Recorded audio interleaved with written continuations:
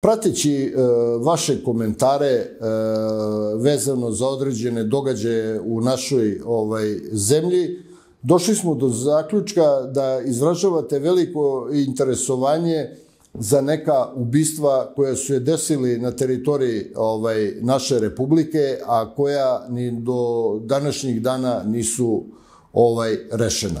Tako smo se odlučili da analiziramo jedno ubistvo koje se desilo skoro pre 20 godina u opštini Priboj, a to je ubistvo maloletne Aleksandre Petrović. To je ubistvo koje je u to vreme izazvalo veliku pažnju u našoj javnosti, a bogami i u široj regiji. Ta devojčica je ubijena na vrlo jedan brutalan i svirep način, tako što je tog kritičnog dana pošla iz svoje kuće u obližnju prodavnicu da kupi, pošto su imali goste u stanu, neko piće, i kada se vraćala kući na za sada neutvrđen način za sada od strane nepoznatog izvršioca sa oko 25 udaraca nekim tupim predelom u predelu glave nanete su joj povrede, pri čemu je nastupila trenutna smrt, a zatim je par metara uvučena u podrumske prostorije. Ubica se udaljio u nepoznatom pravcu, a njeno beživotno telo je pronašao njen otac, pošto se malo zabrinuo bio jer je duže vremena nije bilo iz prodavnice, a video je upaljeno svetlo u podrumskim prostorijama, sišao je dole i zatekao je beživotno telo svoje ćerke. Nakon toga na lice mesta izašli su pripadnici policijske uprave Užice, Priboj, izvršili su uviđaj na lice mesta. Međutim, taj uviđaj je dosta, po meni, nekvalitetno urađen, iz prostog razloga što je tek narednog dana na lice mesta izašao istražni sudija okružnog tada suda u Užicu i po njegovom nalogu telo je preveženo na obdukciju. Drugih tragova na licu mesta koji bi mogli vezati izvršioca sa lice mesta nije pronađeno, sem njenih čizama na licu mesta, kese u kojoj se nalazilo par limenki piva i tabla čokolade. Navodno, po izjavi njenih roditelja, ona je na nogama imala još neke čarape, da kažemo, dokolenice koje su skinute sa njenih nogu, jer su bile skinute i čizme. Zašto je ubica skinuo te dokolenice, to nikom nije jasno. Ljudi pričaju, komentarišu da su mu te čarape poslužile da obriše ruke, što je malo nelogično, jer odakle je on znao da ona ima te čarapice na nogama, pa je morao da gubi vreme skidajući joj čizme i tako dalje, ili da li je hteo da izvrši neku obljumu nad njom, to sve je ostalo u domenu pretpostavki.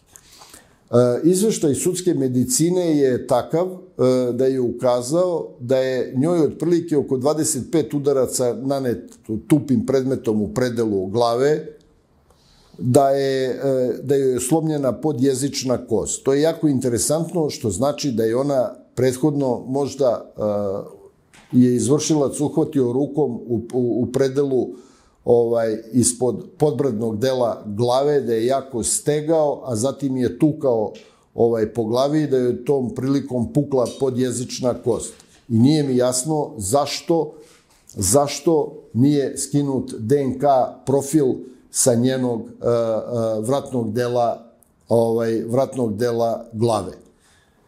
To je prva jedna greška. Druga greška je što je tek telo nakon nekoliko sati odneto na Institut za sudsku medicinu, a istražni sudija je tek narednog dana došao na lice mesta i izvršio uviđaj. To je veliki protok vremena. Ja ne mogu da ulazim u to kako su kolege odradile obradu lica mesta, bližu i širu obradu lica mesta, odnosno razgovor sa komšijama koji žive u bližoj i široj okolini. Znam da su dobro odradili njeno kretanje od stana do prodavnice i od prodavnice do kuće, jer ona se susrela sa 2 druga prethodno i sa nekim drugaricama na ulici kada se vraćala kući iz prodavnice. Sa njima je detaljno obavljen razgovor, ali do nekih činjenica koje bi doprinele rasvetljavanju ovog tragičnog događaja nisu došli. Sad tu ima jedna bitna stvar, da garderoba sa preminule, odnosno ubijene Aleksandre Petrović je dugo stajala u depou za dokaze policijske uprave Užice i da je tek posle 3 godine dostavljena na veštačenje kolegama u Lijonu, pošto je ona imala francusko državljanstvo. Međutim, protok vremena je učinio to, a i neadekvatno deponovanje njene garderobe je uništilo moguće tragove sa koji bi se mogao skinuti određeni DNK profil. Tako da je i to što se tiče dokaza palo u vodu, a policijski službenici iz Priboja su u reci Lim pronašli cepanicu sa dve vlasi kose. Ni to se nije moglo utvrditi da li potiče od Aleksandre, pošto je boravak u vodi, pa boravak na kopnu, pa boravak u vodi učinio to da svi tragovi budu uništeni. I ostalo je još tačno neutvrđeno da li je tučena drškom od pištolja, da li je po glavi udarana sa tom cepanicom. To je još ostalo sve u domenu operativnih pretpostavki. Ja sam kao bivši pripadnik odeljenja za suzbijanje krvnih i seksualnih delikata Policijske uprave za grad Beograd sa velikim iskustvom u toj oblasti, mi nikada mogu izjaviti da nikada nismo kontaktirani od kolega iz Užica da im pružimo adekvatnu profesionalnu pomoć. Da li su kolege iz MUP-a koji imaju par operativaca koji su tamo radili njima pomagali ili nisu, ja to ne znam, ali smatram da je velika greška napravljena što kolege sa 3. odeljenja naše uprave nisu pružile adekvatnu pomoć, jer ta pomoć nije ni od nas ni tražena. Ja sam očekivao kao policajac da će iz njene ličnosti da se pronađe ubica. Zašto? Pa sam način izvršenja upućuje na to da je prema Aleksandri pokazana velika mržnja, čim je 25 puta udarena u predelu glave, ili je postojala neka neuzvraćena ljubav od njene strane prema nekoj osobi. I mislim da je nju ubio čovek koga je ona poznavala. Da to nikakav slučajni susret nije bio, niti je to bilo ubistvo iz neke materijalne koristi, jer sa lica mesta ništa nije uzeto što njoj pripada. Znači da je uzet novčanik ili bilo šta drugo. Znači samo su skinute čizme sa njenih nogu i skinute su te čarape dokolenice koja je ona imala na svojim stopalima. Istraga je trajala dugo i kažem, ni do kakvih relevantnih podataka se nije došlo. Uhapšeno je neko lice bilo koje je po izjavi njegove partnerke mogući izvršilac, ali on nikakvu izjavu nije hteo da da, već je osuđen za neka krivična dela razbojništva i nakon izdržane kazne to lice je pušteno na slobodu. Kako su kolege radile u Užicu tu kriminalističku obradu, ja to ne znam, nemam uvid u način na koji su radili kriminalističku obradu.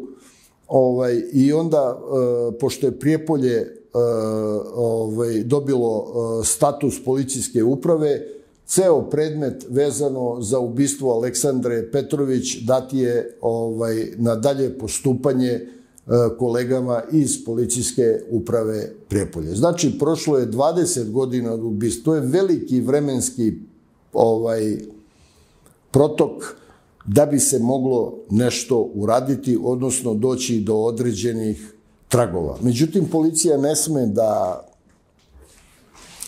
prestane sa radom na tom predmetu, mora nastaviti jak operativni rad u saradnji sa okolnim policijskim stanicama, razmenjivati informacije, ako treba ponovo uraditi i ekshumaciju tela preminule, odnosno ubijene Aleksandre Petrović, što bih ja uradio, jer sa protokom vremena sad je lakše i definisati oblik povreda na njenom temeljnom delu glave i podjezične kosti, tako da bi se možda mogao odrediti i predmet koji je korišten, odnosno bolje reći sredstvo izvršenja ubistva koje je korišćeno u tom trenutku. Da bi se opet možda lakše moglo utvrditi da li je ubijena tom cepanicom, da li drškom od pištolja ili nekim drugim predmetima.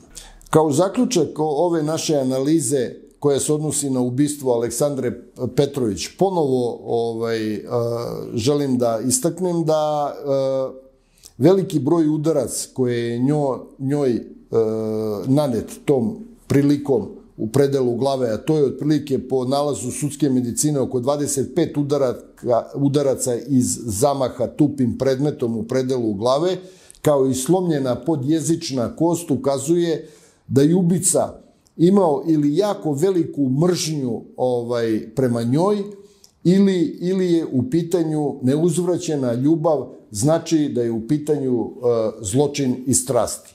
Mi u Beogradu, kao pripadnici odeljenja za krvne i seksualne delikte, imali smo, koliko se ja sećam, jedno takvo ubistvo koje smo rešili, s tim što je ovde predmet sredstvo izvršenja bila pepeljara kojom je čovek više puta udario svoju devojku u predelu glave i takođe izazvao jako teške povrede temenog dela i potiljačnog dela glave, ali ubica je identifikovan. Imali smo takođe ubistvo jedne prostitutke u hotelu Srbije, koje je takođe tupim predmetom naneto više teških telesnih povreda u predelu glave, koje je za posledicu imalo stvaranje velikih subduralnih hematoma u mozgu, što je izazvalo trenutno smrt i nažalost to ubistvo nismo uspeli da rešimo. Sva ostala ubistva koja su izvršena na takav način su uglavnom bila u krugu porodice i izvršioci su bili poznati na licu mesta. Ali takvo ubistvo te devojke na takav način nismo mi imali, iskreno rečeno, u Beogradu. Da je tako jedna devojčica od 17 godina ubijena na jedan vrlo svirep način i da je ubica ostao neidentifikovan, stvarno nismo imali. Jer ovde nemamo jasan motiv.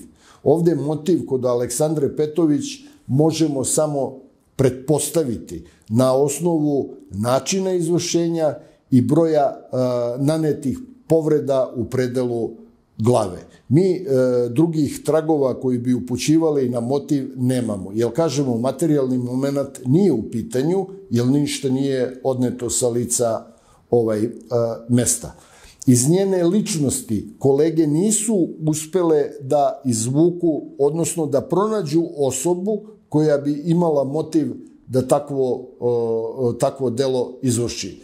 Iz ličnosti njene porodice, znači majke, oca, nije takođe mogao da se pronađe lice koje bi moglo iz nekih razloga njima da nanese takvu jednu duševnu bol kao što je ubistvo deteta. Tako da ostaje velika još zagonetka ko je to mogao i zašto da uradi. Seksualni motiv nije u pitanju, jer čak ni pokušaja silovanja tu nije bilo. U smislu da joj je odeća pokidana, da su nanete druge povrede po njenom telu, sem tih smrtonosnih povreda koje su joj nanete u predelu temenog i potiljačnog dela glave, i kao što je lekar sudske medicine izjavio da joj je tom prilikom slomljena i podjezična kost. Znači da je ipak bilo fizičkog kontakta u smislu da je nju izvršilac uhvatio u predelu podbradka, kažem, glave, jak je stisak napravio i tom prilikom je pukla podjezična kost, koja takođe i bez ovih nanetih povreda izaziva smrtnu posledicu.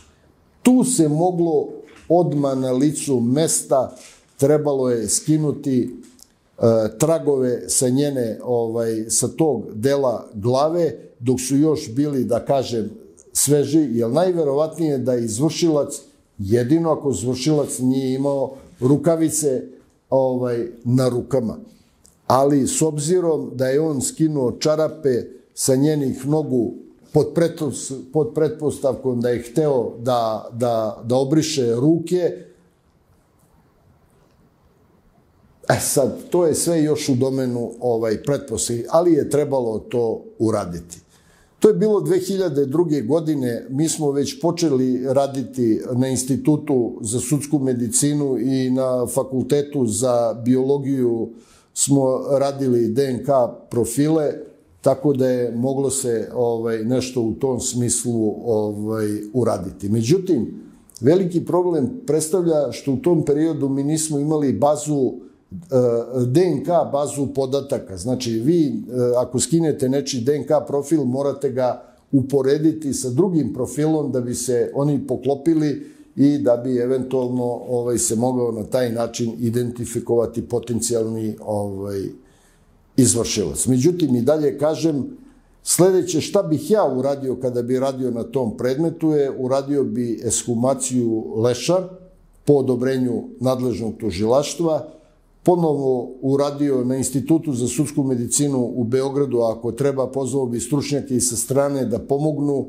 da se tačno definiše na osnovu povreda glave, da se otprilike može definisati sredstvo izvršenja. Pa ponovno pokrenuti jednu kvalitetnu istragu, pa eventualno doći do određenih saznanja koja bi mogla poslužiti identifikaciji izvršioca.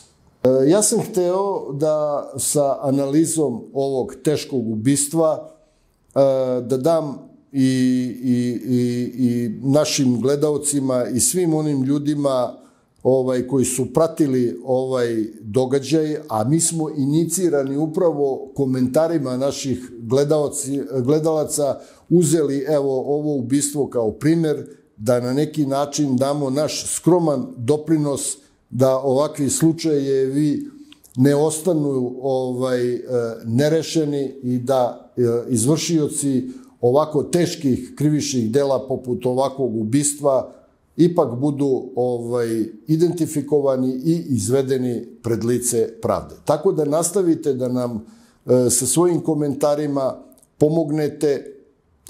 Ako neko od ljudi koji sa područja Priboja gledaju ovu našu emisiju, eto, na neki način nam mogu pomoći sa svojim komentarima, kao i gledaoci sa drugih područja naše Republike, da nas sugerišu na neke druge slučajeve iz njihove okoline koji su ostali nerešeni, tako da mi sa nekim našim analizama damo skroman doprinos u rasvetljavanju tako monstruoznih ubistava.